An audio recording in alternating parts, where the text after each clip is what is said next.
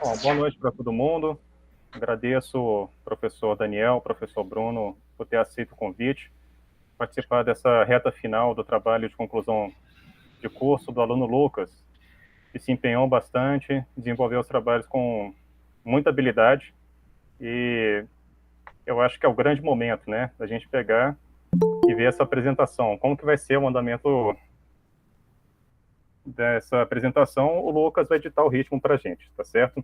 Então, Lucas, via de regra, você tem 30 minutos para fazer a sua exposição teórica e depois os professores da banca, eles têm 30 minutos para avaliar a arguição, certo? Então, Perfeito. quando estiver preparado, viu? Pode iniciar? Pode, professor. Boa noite a todos que estão aí me ouvindo hoje. Boa noite, Bruno. Boa noite, Daniel.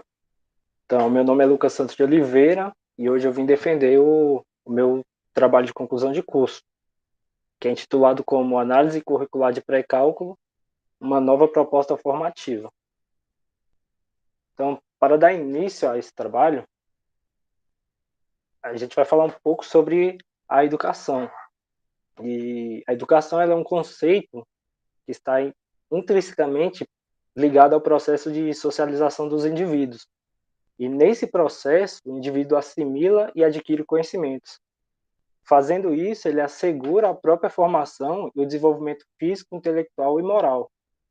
Na Constituição Federal de 1988, em seu artigo 205, diz que a educação é um direito de todos. E já no artigo 206, ela traz o ensino com alguns princípios. Um deles é a garantia de padrão de qualidade. E como que o Brasil faz para averiguar esse padrão de qualidade? Para isso, existem alguns sistemas de aprendizagem, sistemas de avaliação de aprendizagem. E o principal deles é o Sistema Nacional de Avaliação da Educação Básica, o SAEB. E falando um pouco mais sobre o SAEB é composto de um conjunto de avaliações externas em larga escala. E os resultados dessas avaliações são classificados em escalas de proficiência. Para a matriz de referência de matemática, especialmente, essa escala está em níveis de proficiência que vão de 0 a 10. E a Secretaria de Educação Básica do Ministério da Educação fornece algumas interpretações acerca desses níveis de proficiência de matemática. Do nível 0 ao 3, é classificado o conhecimento como insuficiente quando o rendimento do aluno está entre 0 e 300. O nível 4 ao 6 é caracterizado como nível básico, quando o aluno tira uma nota entre 300 e 375, e do nível 7 ao 10 é o conhecimento adequado, quando o aluno está na faixa de 375 e 500 pontos. Na edição de 2017, apenas cerca de 4,5% dos estudantes que realizaram essa prova apresentaram nível de proficiência adequada. E na edição de 2019, aproximadamente 66% dos estudantes que realizaram essa prova ainda apresentavam nível de proficiência de matemática insuficiente, o que nós podemos constatar analisando esse gráfico, que é um gráfico do INEP de 2020, que trata sobre a evolução das proficiências médias dos alunos de terceira série do ensino médio em matemática, nas edições de 1995 até 2019. E em todas essas edições, essa média está abaixo do 300. Então, todas essas proficiências são consideradas como conhecimento insuficiente. E quando esses alunos alcançam o ensino superior, eles já se deparam com algumas dificuldades de adaptação em virtude dessa transição da educação básica para a educação superior. E, em virtude disso também, aparece uma disparidade entre a matemática praticada no ensino médio e a matemática praticada no ensino superior. E isso é evidenciado nos altos índices de reprovação das disciplinas iniciais dos cursos superiores da área de exato, em especial o cálculo diferencial e integral. As instituições de ensino superior, elas adotam algumas maneiras de contornar esses índices, adotando disciplinas que preparam para o cálculo diferencial e integral. Assim, a implementação de uma disciplina que busque revisar os conteúdos essenciais ao cálculo diferencial, com o intuito de suavizar esse período de transição formativa, leva à importância do pré-cálculo, levando em consideração o péssimo rendimento dos alunos no SAEB e esse alto índice de reprovação na disciplina de cálculo diferencial integral. Mas o pré-cálculo, ele possui diversas variações, como, por exemplo, a nomenclatura, o formato, a carga horária, a modalidade de oferta e os conteúdos abordados. Quando a gente compara isso ao cálculo diferencial integral, nós vemos que isso não acontece essa variação, porque o cálculo diferencial integral ele é pautado em limites, derivadas e integrais de funções de uma variável. Assim, por que a gente leva ao seguinte questão norteadora, que é a motivação do meu trabalho? Por que não avaliar a possibilidade da padronização dos conteúdos para essa disciplina de pré-cálculo, especificamente nos Institutos Federais de Educação, Ciência e Tecnologia, de forma sistêmica, ou seja, adotando um método confiável. Nisso, chegamos no objetivo, que é enunciar uma proposta de plano de conteúdos para a disciplina de pré-cálculo do curso de licenciatura em matemática dos Institutos Federais. Para atingir esse objetivo, coletamos alguns dados. Foi a partir do Conselho Nacional da Rede Federal de Educação Profissional Científica e Tecnológica, o CONIF, que conseguimos alcançar os institutos federais em todo o território nacional. E fazendo isso, conseguimos encontrar 104 cursos de licenciatura em matemática. E a partir desses cursos, nós reunimos as informações sobre a modalidade que ele é ofertado, o ano de confecção do projeto pedagógico de curso, as bibliografias usadas em cálculo diferencial integral e a nota de corte indicada pelo Sistema de Seleção Unificada, referente à edição de 2020 do Enem. E dentre desses 104 cursos, ainda identificamos 69 que possuem a disciplina de pré-cálculo. Identificando esses cursos, a gente reuniu as cargas horárias. Só que consideramos as disciplinas que são pré-requisito ao cálculo diferencial como pré-cálculo. Para realizar esse trabalho, foram utilizados os seguintes métodos: o coeficiente de correlação linear de Pearson, o teste de hipótese ao nível de significância de 5% e o método de análise hierárquica, o AHP. O coeficiente de correlação linear de Pearson, ele é uma medida de associação linear entre variáveis. Ele vai assumir um valor entre -1 e 1 e ele é classificado da seguinte maneira: de 0,1 até 0,3 a gente considera uma correlação fraca, de 0,4 até 0,6 como moderada e de 0,07 até 1 como forte. E esse coeficiente ele foi aplicado através da linguagem de programação R. Em seguida, temos o teste de hipótese. O procedimento do teste de hipótese permite, com os dados amostrais, testar a veracidade de ideias sobre a população em estudo, sendo que tais ideias representam as hipóteses de pesquisa. Como nós estamos aplicando, nós aplicaremos esse teste para a correlação, as hipóteses são as seguintes: a hipótese nula, quando o ρ é igual a zero, e a hipótese alternativa, quando o ρ é diferente de zero. E esse teste também foi aplicado pela linguagem de programação R. E o carro-chefe do meu trabalho foi o método de análise hierárquica, sobre as palavras de Sati, abre aspas. Permite lidar com problemas que envolvem tanto os valores tangíveis como os intangíveis, graças à sua capacidade de criar medidas para as variáveis qualitativas com base em julgamentos subjetivos emitidos pelos decisores. Fecha aspas. Ou seja, o método HP ele serve como uma maneira de nos auxiliar a tomar uma decisão dado um problema complexo.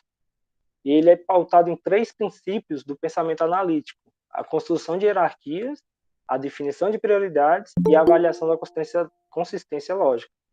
Esse método ele foi aplicado pelo Free Decision Method.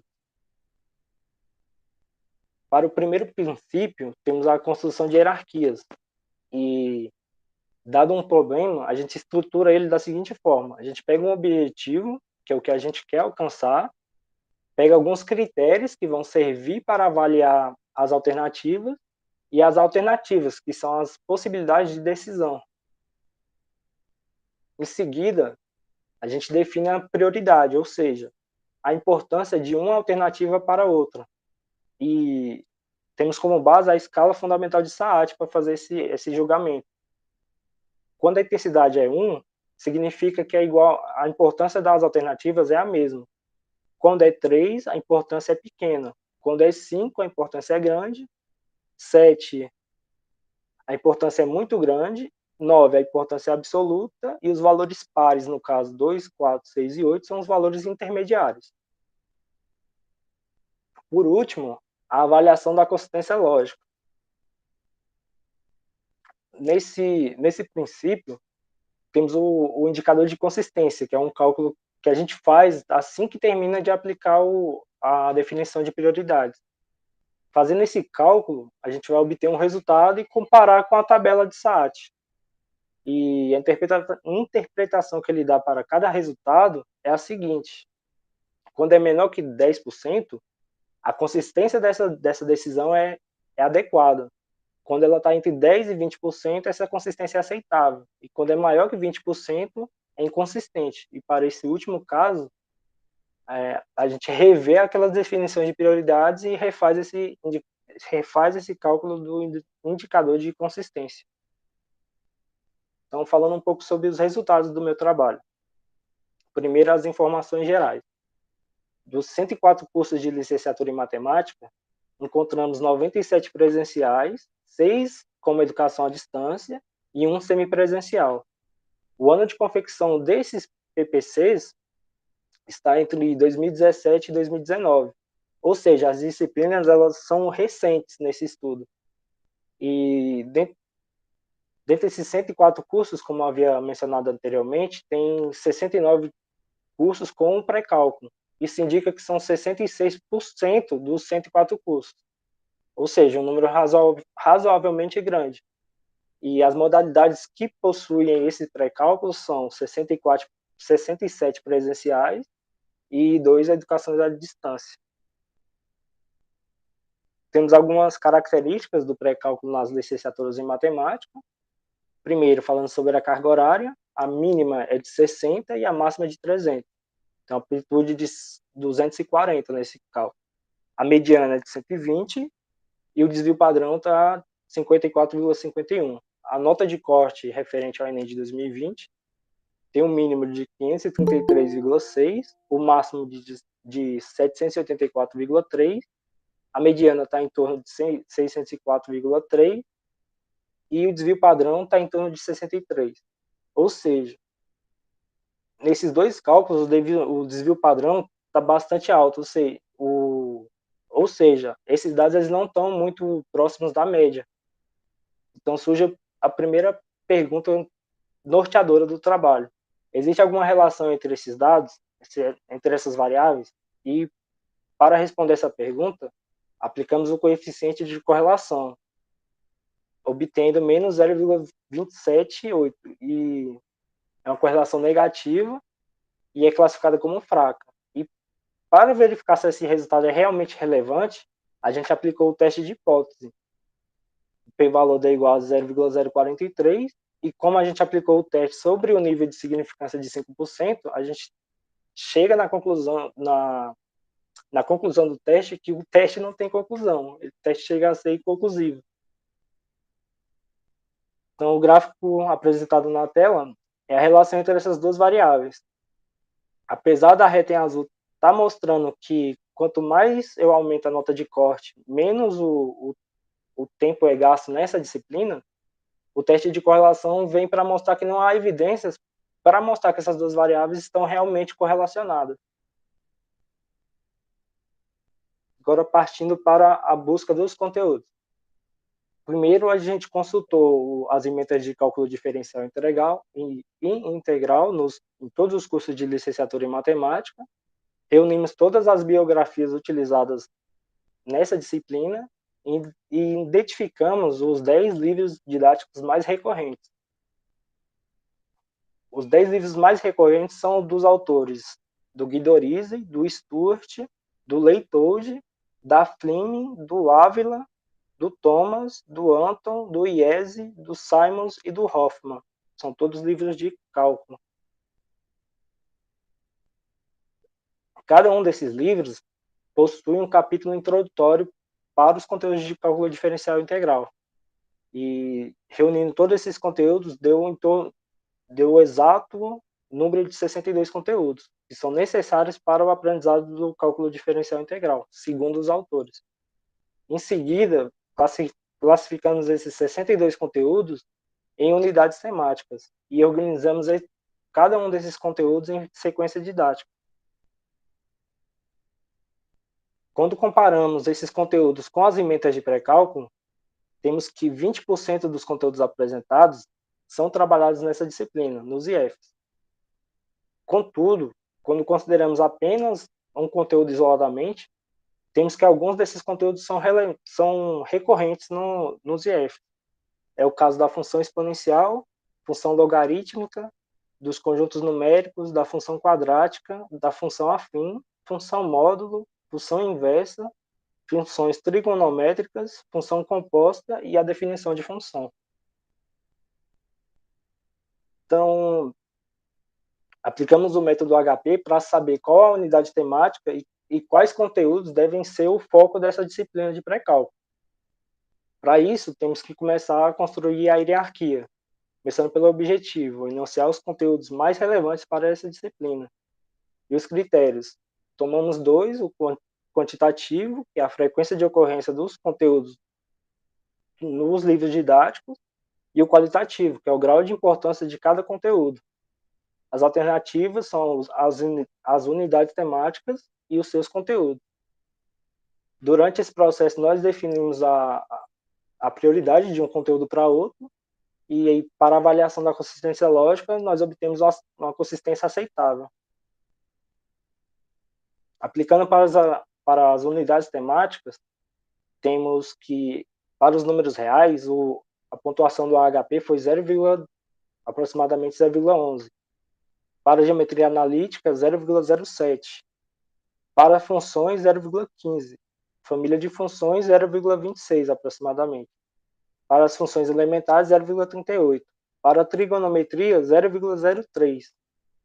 E repare que se somarmos a coluna de pontuação, o resultado é 1. Então, podemos fazer com isso uma espécie de cálculo de proporção de tempo para cada um desses conteúdos. Então, fazendo isso, a gente pode definir a quantidade de horas a ser aplicada em sala de aula para cada UT e, em seguida, para cada conteúdo. Mas, antes de fazer um exemplo, temos que analisar a carga horária disposta para cada pré-cálculo. O histograma a seguir mostra as cargas horárias destinadas para pré-cálculo nos institutos federais. E, analisando esse gráfico, temos alguns dados que são discrepantes, mais ou menos do 200 para cima de carga horária, e esses dados eles influenciam no cálculo da média, mas eles não influenciam no cálculo da mediana.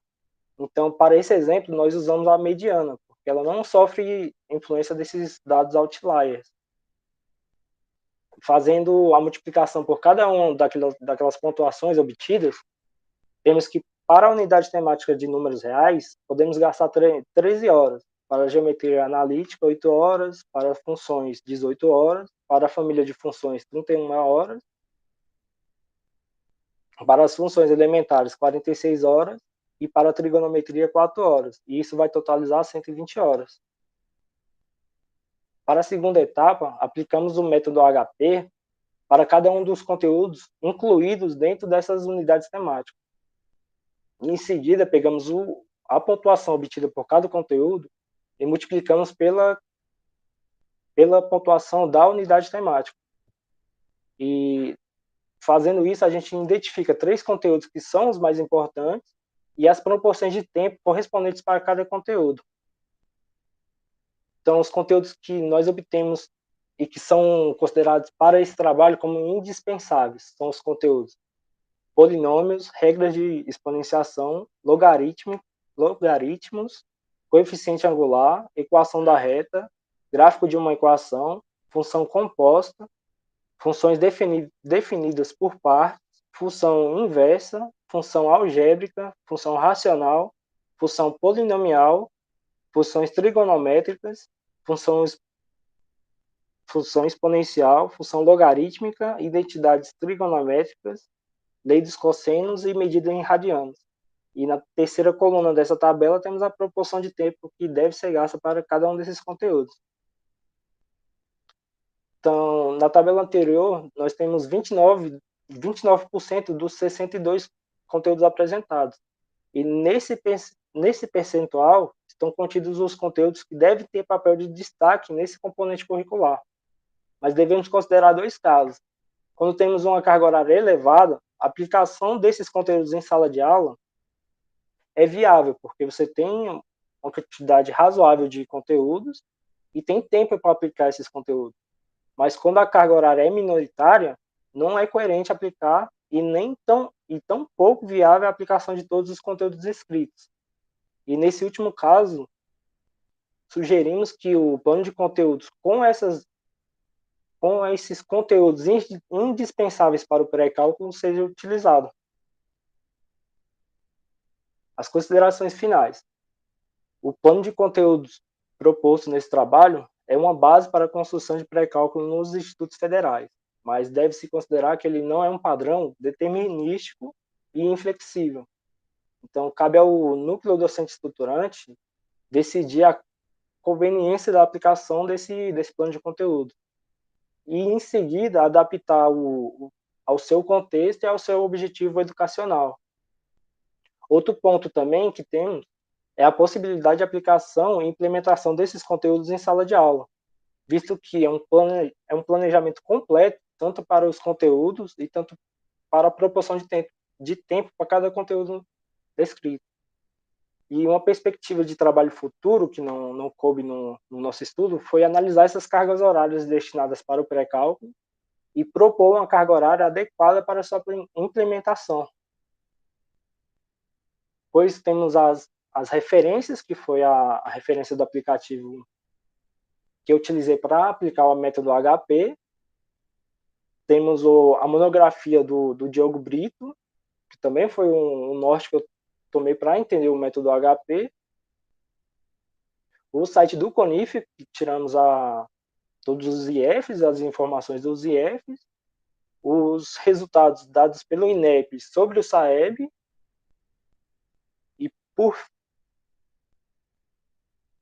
E o artigo do Dalson Filho sobre o coeficiente de correlação linear de Pearson e a referência do programa R. Com isso, só uma frase para refletir mesmo, abre aspas. O êxito da vida não se mede pelo caminho que você conquistou, mas sim pelas dificuldades que superou no caminho. Essa frase é dada para o Abraham Lincoln. E, para concluir, eu agradeço pela presença de todos e pela atenção também. Eu passo a palavra agora para o Pedro e os demais da banca.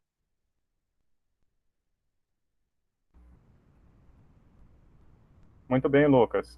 Excelente apresentação, ficou dentro do tempo previsto, né, cerca de 23 minutos. O professor Bruno e o professor Daniel, no caso do Daniel, ele é de casa, mas é de outro campus, né? Então, aí eu peço gentilmente o professor Daniel seguir. Antes do professor Bruno, tudo bem para os membros da banca? De acordo. Por mim, perfeito, não tem problema algum. Vamos lá, então. Bom, boa noite a todos. Agradecer aí imensamente o convite, professor Pedro, o Lucas, né, cumprimentar aqui o professor Bruno, né, divide essa banca comigo, e também um cumprimento aí especial aos colegas, né, que estão aqui assistindo essa apresentação do Lucas, né, que é o ator principal aqui desse espetáculo, né, Lucas? Queria te parabenizar, né, antes de mais nada, pelo trabalho. Acho que Isso aqui, a sua trajetória, né, na construção desse trabalho, você, mais do que ninguém, o seu próprio orientador, né, sabem as dificuldades, né, as intempéries que foram enfrentadas, né, nesse decorrer, e tantas limitações, né, tantas barreiras que você, juntamente com o professor Pedro, te orientando, né, conseguiram superar e chegar até aqui. Então, esse momento aqui é um momento de celebração, Lucas, sabe? É onde você coroa aqui um produto do seu trabalho, né? E um trabalho que a gente percebe que teve uma dedicação, que teve uma imersão, né? Que teve um cuidado, um capricho, né? E a intenção aqui sempre de assim, muito perceptível, né? Que esse trabalho está intencionado a trazer contribuições relevantes, né, a respeito desse tema aí, que é a educação, né, que é um tema aí que a gente, a vida toda, né, desde que se entende por gente, houve discussões a esse respeito, né, discussões das melhores políticas públicas, né, das melhores conduções, né, discussão quanto às comparações, né, desse país, da educação conduzida por esse país, né, em relação a outros. Então, você vem, né, tocar aqui numa ferida de forma ousada, mas com muito comprometimento e com muita competência, tá? Então, por isso você está de parabéns, tá? E para mim é uma satisfação fazer parte desse momento aqui como membro de uma banca, avaliando aqui o seu trabalho. Então, por isso também agradeço imensamente o convite, tá? A minha avaliação, né? Claro que nós já tivemos um primeiro momento e esse primeiro momento foi muito relevante, né? Para o lapidar, né? Do seu trabalho.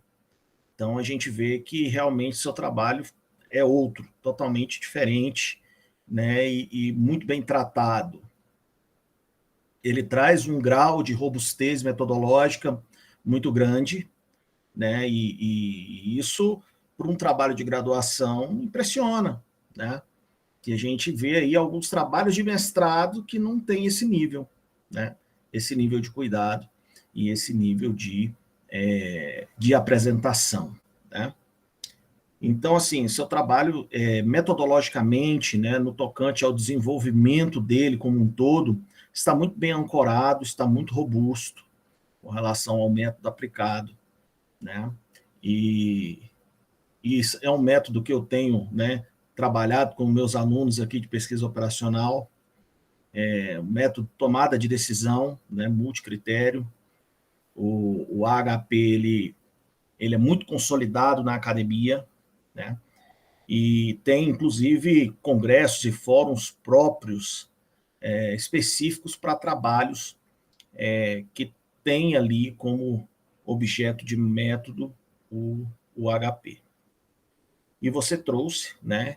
E com muita propriedade realizou a aplicação, né? Tratou ali todas as possíveis vulnerabilidades que poderiam ocorrer, né? Então, a gente vê que tem significância o trabalho, que tem rigor metodológico, né, que não possui inconsistências.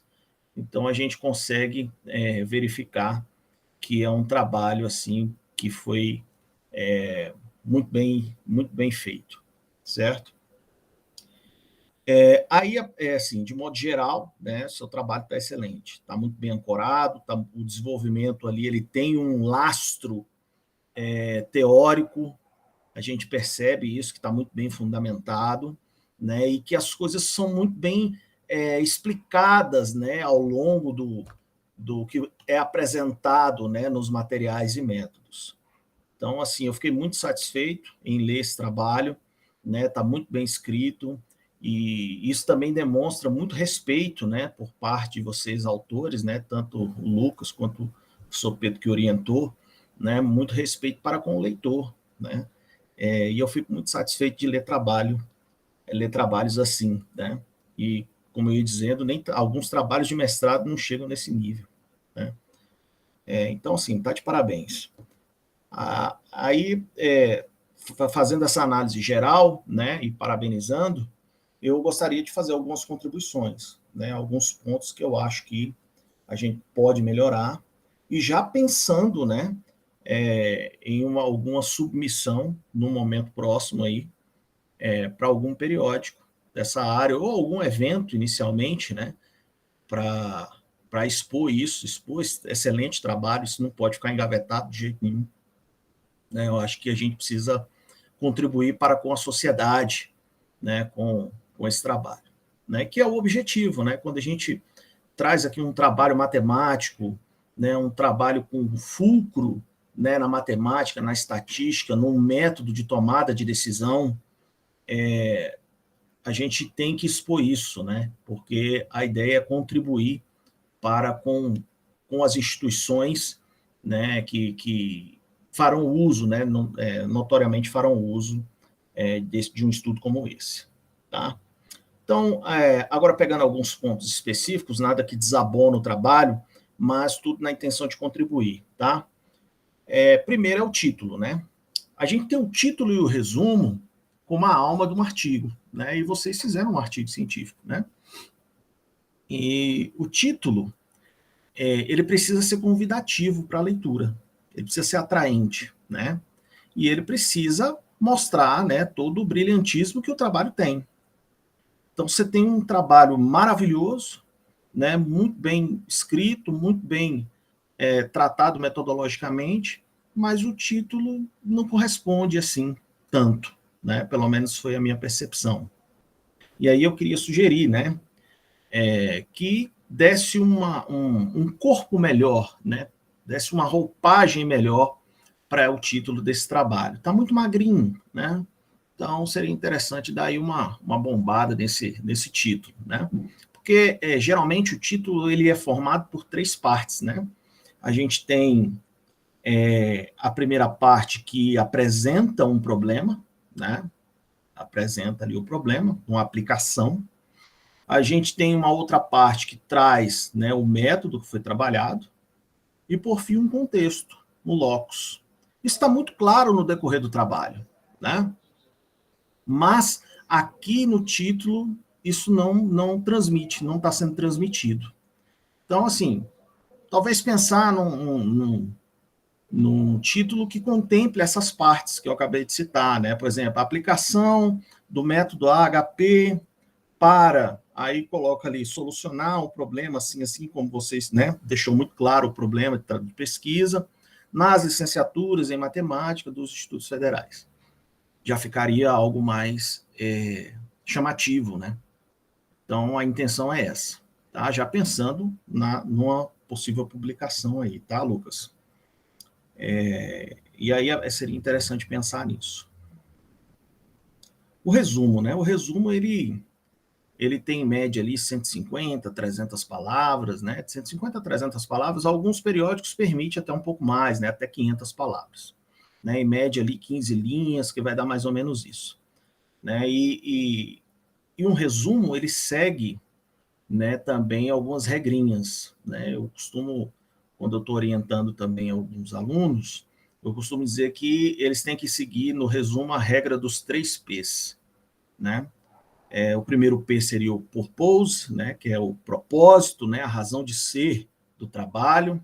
O segundo seria os procedures, né, que os procedimentos, né, a metodologia que foi aplicada, né, os materiais, o passo a passo, aquilo que está muito bem colocado, né, no desenvolvimento do trabalho de vocês.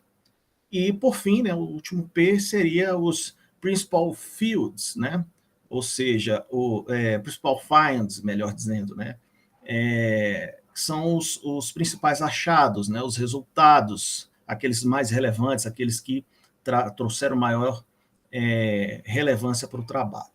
Tá? Então, o resumo ele precisa conter isso. Né? Você pode escrever o que você quiser no resumo, mas esses 3 P's precisam estar ali evidentes. Certo? E, ao ler o seu resumo, eu vejo que tem ali, né, o propósito, você já começa ali com o objetivo do trabalho, né, apresenta ali os procedimentos, os passos que foram colocados, né, mas ali nos resultados eu acho que você poderia dar trazer dar uma brilhantada maior, né, nesses resultados. Eu acho que você poderia valorizar o passe ali do trabalho, né, na apresentação, já no resumo, certo? E aí, né, fazer a contagem dessas palavras para ver se chega nessa média, 300, até 400 palavras eu acho que é admissível, né? A maioria dos periódicos, né, comporta isso. Eventos que são mais restritos, né, coloca ali até 250 palavras. Mas aí fazer a contagem dessas palavras do resumo e incluir ali as contribuições desse trabalho para a sociedade. Porque aí eu acho que é a cereja do bolo, né? O que esse trabalho seu contribuiu para a sociedade? Então você precisa trazer isso. Se você puder fazer um exercício, né, para poder ficar melhor essa escrita, né, como era principalmente a literatura, né, sobre esse tema, como era antes e como ela fica depois do seu trabalho. Né? Você pode fazer esse exercício e isso vai facilitar um pouco mais a tua escrita nesse sentido. Tá certo? Muito bem. Então, esses dois, eu acho que esses 2 pontos, né, do título do resumo, eu acho que você precisa dar uma atenção, tá? Aí uma coisa que eu senti muito falta, né, que é um ponto fraco do trabalho, né, esse é um ponto fraco, que é o mergulho na literatura. Né, eu acho que faltou.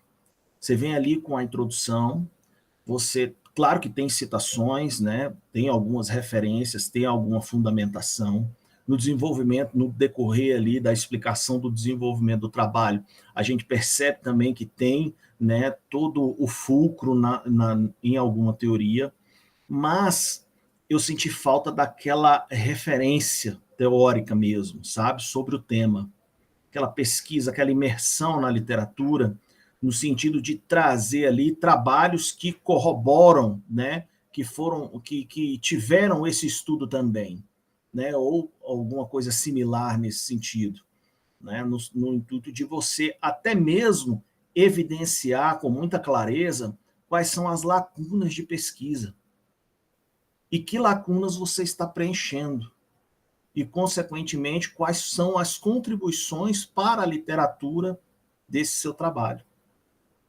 Então, eu acho que faltou esse mergulho, né? Até mesmo um estudo bibliométrico ali, eu acho que cabe, porque você tem ali um artigo de 11 páginas, né?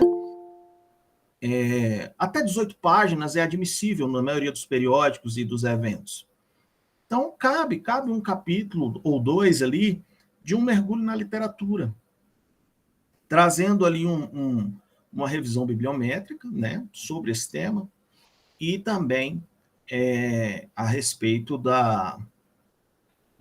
das próprias fundamentações na teoria com base na educação, porque quando você fala de educação, você traz muita referência legal, você traz muito da legislação, né? E não é só isso, a gente quer a experiência, que é a visão científica da coisa, certo? Então, o que tem de publicação a esse respeito, né? Tirando a legislação um pouco de lado, tá?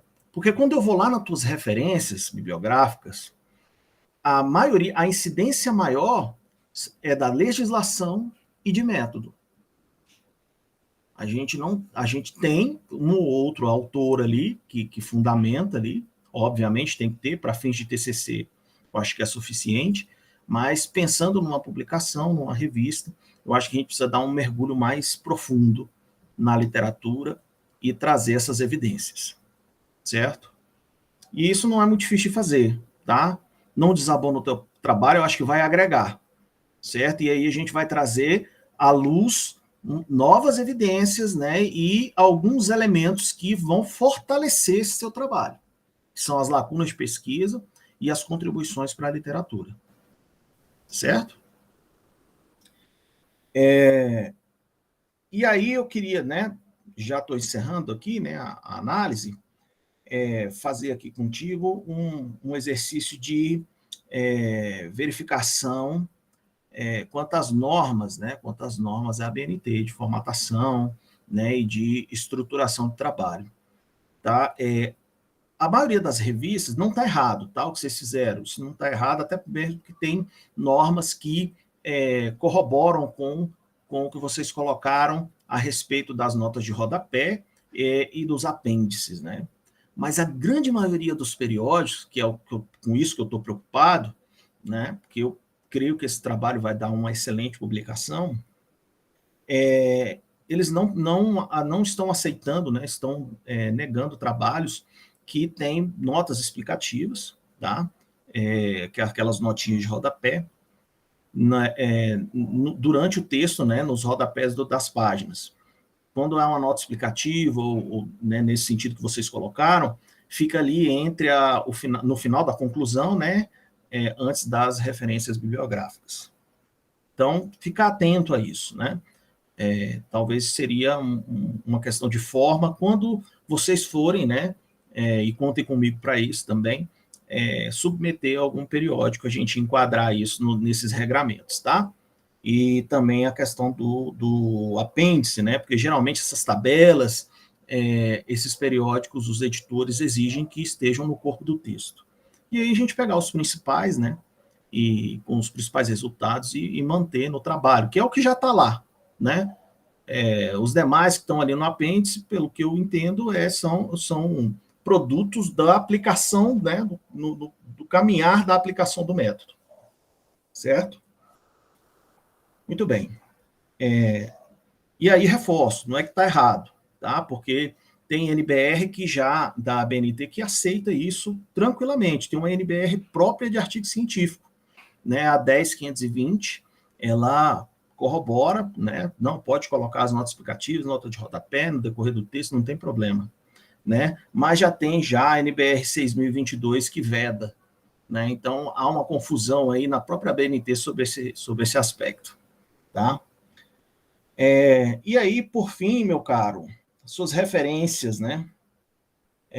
Como eu disse, né, basicamente a legislação e o método, falta referências de artigos atuais sobre esse tema, né? Então, acho que você vai dar esse tratamento, isso vai fortalecer teu trabalho. E eu vi lá que você citou, né, o software R que você utilizou, né, usou lá o citation lá, né, e trouxe para o trabalho.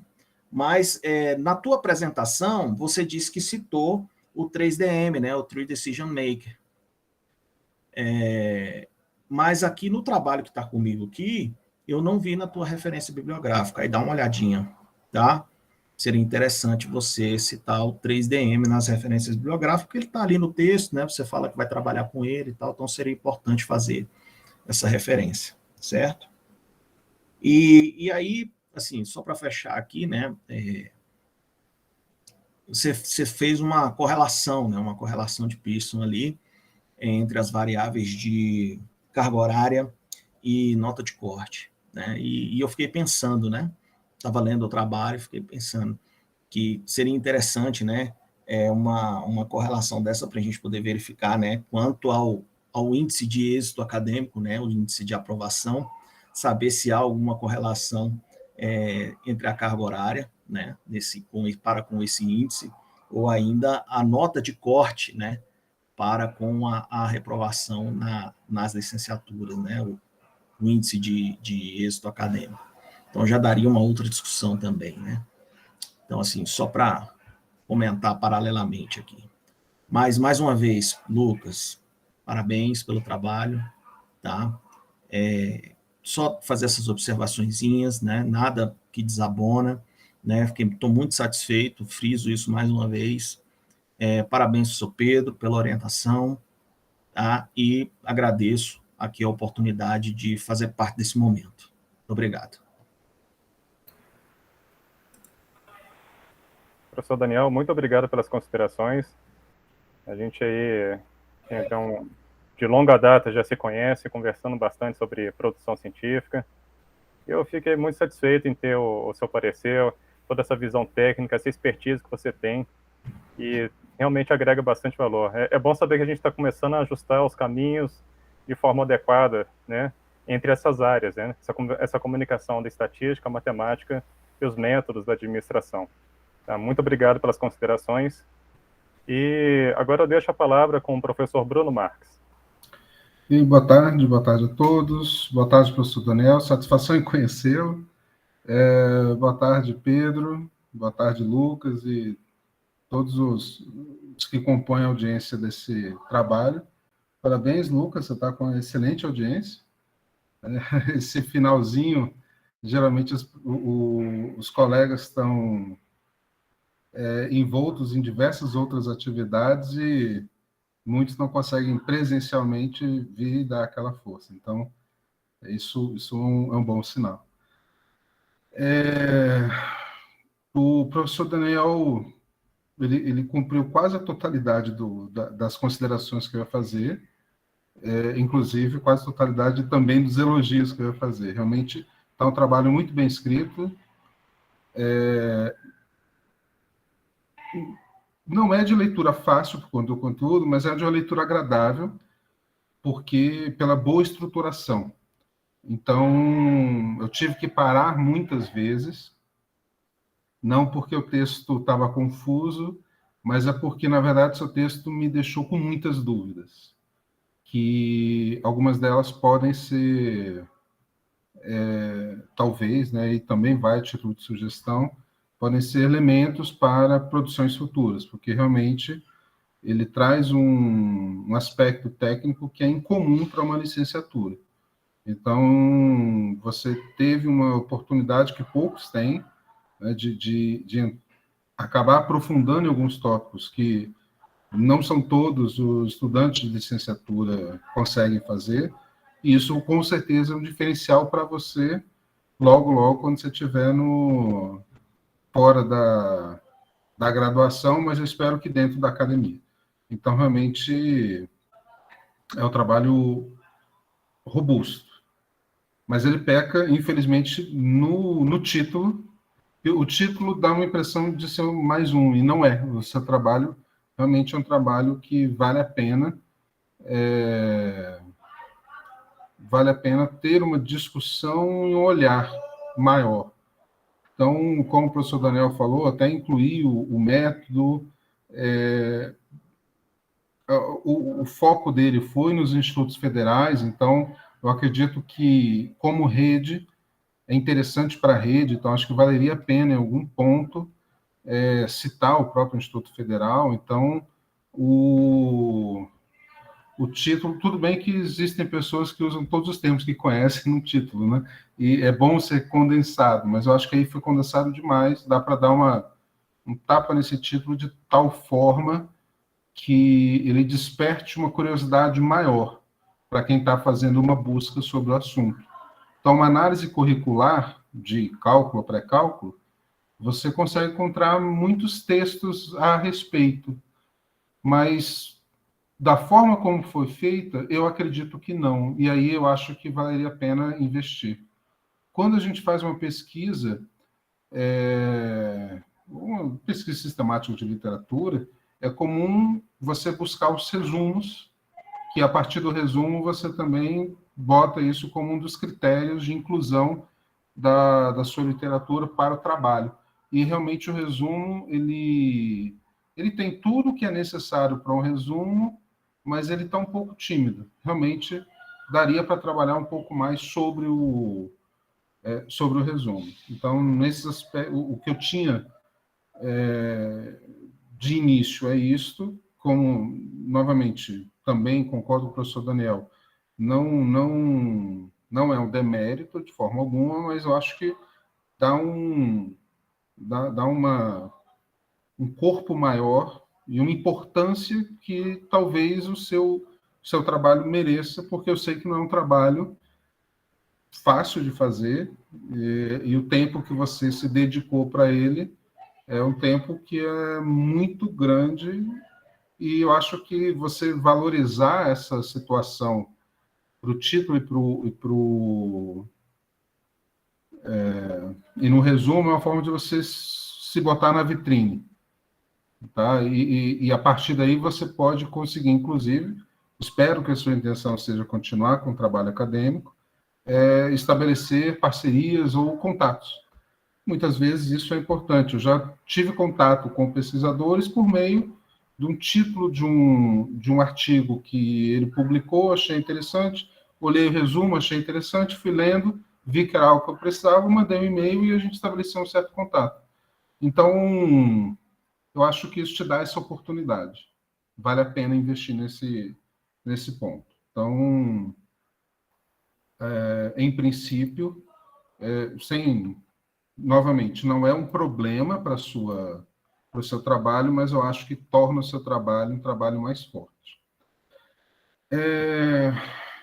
Na página 2, no último parágrafo, ele põe que o INEP afirma que na edição de 2017 do SAEB, aí fala da baixa qualidade, o que é conhecido, né? E logo depois mostra um gráfico, e esse gráfico é só realmente uma parte visual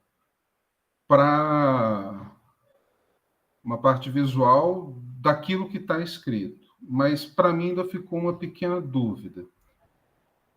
Se esses dados fossem bons, o resultado seria diferente? Aí, por que eu faço essa pergunta? Eu acho que valeria a pena pensar, quando é descrito o SAEB, em quais são os distratores que os distratores... Não é distrator, fugiu o nome. Como se fossem as habilidades, é que eles têm um outro nome e me fugiu da cabeça, me desculpa. Quais são as habilidades que o SAEB cobra? Por quê?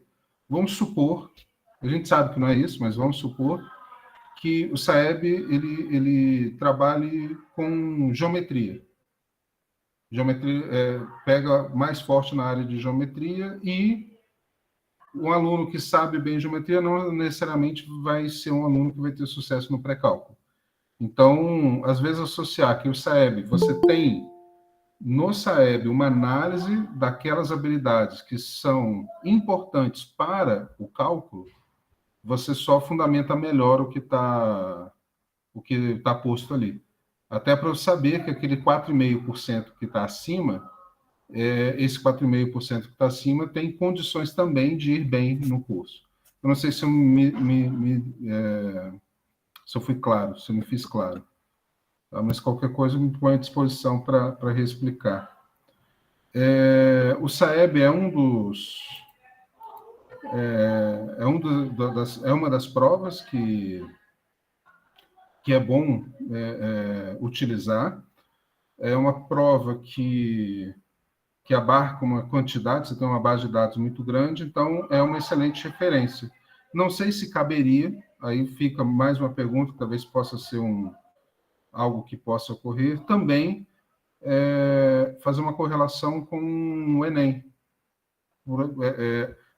Porque como o Enem é usado mais tarde como nota de corte, talvez se ponha essa situação em si como algo comparativo. Andando um pouco mais... Pois eu fiquei realmente muito curioso na página 4, 1, 2, no quarto parágrafo, quando você cita que são 104 cursos de licenciatura de matemática na rede do IFB. Hoje pela manhã até fiz essa consideração com o professor Pedro, numa reunião que nós tivemos. Eu não tinha noção dessa quantidade. Então, nós geralmente não temos essa noção macro. E eu fiquei instigado no seguinte: se a gente pensar do ponto de vista do ensino público, seja ele federal, municipal, estadual, 104 é um número grande. Eu não sei se é uma porcentagem muito grande.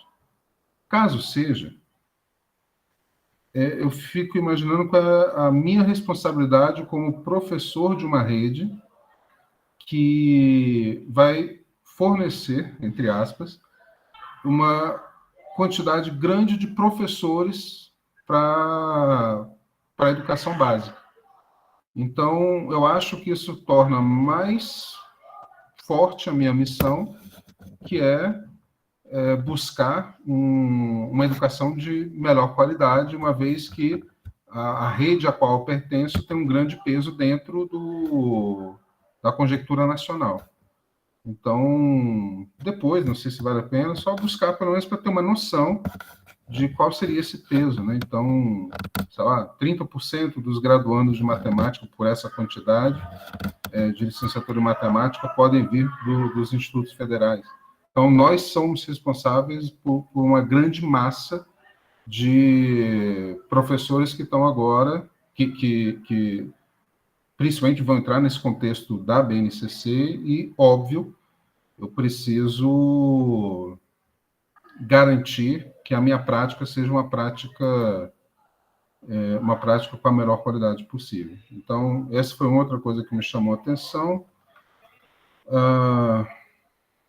A outra observação foi a mesma que o professor Daniel fez sobre a relação do norte da nota de corte com a carga horária e com o êxito, né, dos alunos. Caso vocês tenham acesso a esses dados futuramente, pode ser um trabalho importante. Eu não conhecia o método AHP, então foi muito bom, porque, obviamente, eu não aprendi, mas eu busquei mais informações e isso também me leva a algumas considerações sobre até algumas possibilidades de pesquisa mais adiante. Algumas delas eu já até falei com o professor Pedro. Então, de uma maneira geral, as observações ficam no ponto do seu resumo, do seu título, e o que deixaria o seu trabalho mais robusto também seria essa pesquisa bibliográfica.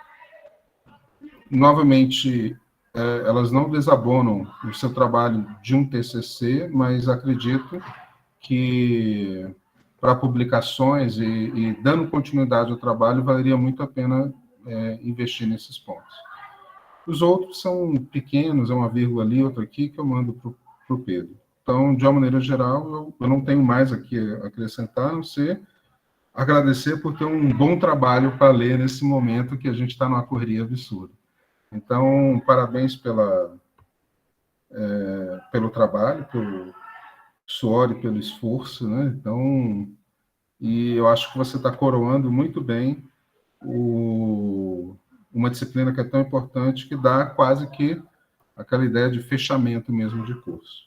Tá? Então, agradeço ao professor Pedro a oportunidade de participar da banca, e eu não tenho mais algum outro questionamento ou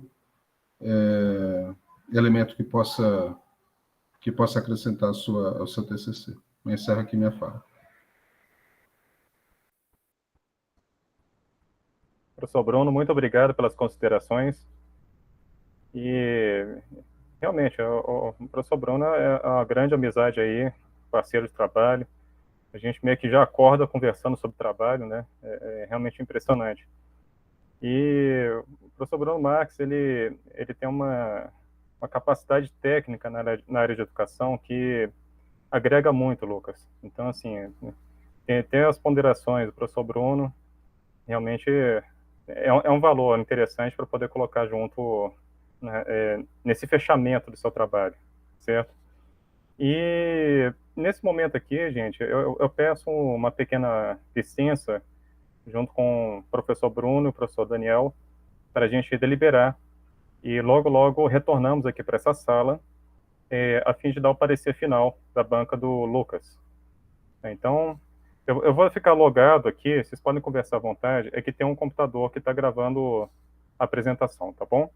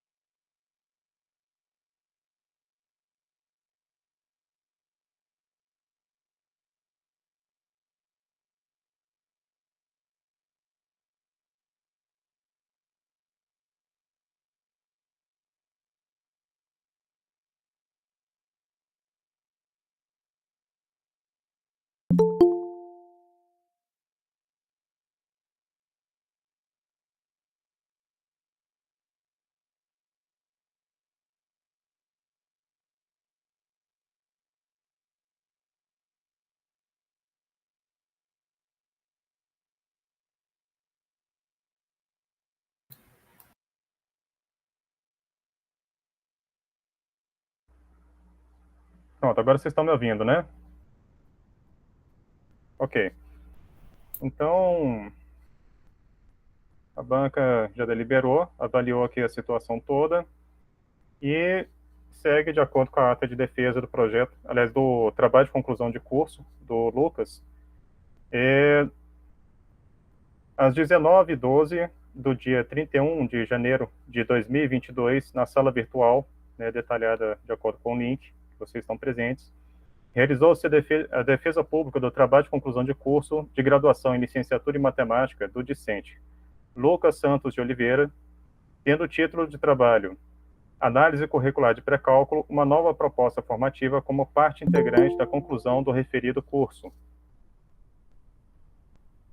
Constituir a banca examinadora os senhores presidente, especialista professor Pedro Carvalho Bron, examinador mestre Daniel Soares de Souza, examinador mestre Bruno Marques de Aquino Braga. Após a apresentação do discente e as observações dos membros da banca avaliadora, ficou definido que o trabalho foi considerado aprovado, com 9,4 pontos na parte escrita, 10 pontos da apresentação oral, ficando um total de média de 9,7 pontos. Eu, Pedro Carvalho Bron, presidente dessa banca, lavrei a presente ata, que segue assinada por mim e os demais membros da banca. E agora eu gostaria de fazer uma brincadeira, todo mundo abriu o canal de áudio para dar os parabéns para o nosso querido Lucas. Mãe, tô ouvindo aqui. Parabéns, cara. Lucas, Parabéns. parabéns. Parabéns. Tudo de bom, meu amor. Parabéns, garoto. Eita. Muito bom. Aos todos presentes aqui, o meu grande obrigado por participar aqui desse momento. É bonito ver esse fechamento de curso, né? É um trabalho que foi executado com sucesso, uma banca muito forte, é o professor Daniel, o professor Bruno, e meu nome é obrigado também aos membros da banca, tá? E em especial também para o Lucas, que encarou esse desafio. Ele foi, aos pouquinhos, ganhando espaço, ganhando confiança, ganhando base técnica, e chegou nesse trabalho final com louvor. Parabéns, Lucas. Obrigado, professor. Também tecer meus agradecimentos ao senhor pela paciência nesse processo inteiro aí. Ao professor Daniel, que também esteve na banca de projeto e pôde ver essa evolução, né, chegar aqui no trabalho de conclusão. E ao professor Bruno por esse fechamento também. As considerações bastante importantes e fazendo parte da minha história. Então é isso, gente. Eu agradeço novamente aqui e dou como encerrado os trabalhos da banca de hoje. Tá? Então, uma boa noite para vocês, uma excelente semana e até as próximas bancas, viu? Um abraço. Parabéns, obrigado, boa noite. Conte comigo, Pedrão, tamo junto. Boa Obrigado, noite a Daniel. todos. Já pode comemorar, Lucas. Parabéns. Boa noite, obrigado. Parabéns, Lucas.